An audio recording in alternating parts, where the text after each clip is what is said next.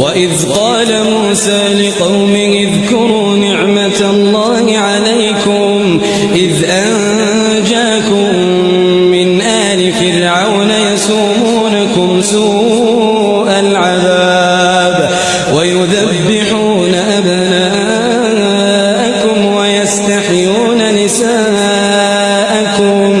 وفي ذلكم بلاء من ربكم عظيم وإذ تأذن ربكم لئن شكرتم لأزيدنكم ولئن كفرتم إن عذابي لشديد وقال موسى